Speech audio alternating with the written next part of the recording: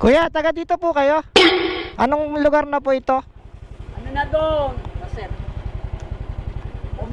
Ha? Ano ba hinahanap po po? May hinahanap po kasi akong tao. Meron po akong hinahanap na tao. Ano pangalan? Almo. Ano ba ang address? Mabit nga daw. Yun lang. Hindi ko alam eh. Ang pangalan niya, Almo. Apelyido, Ranas. Gatas? Ranas.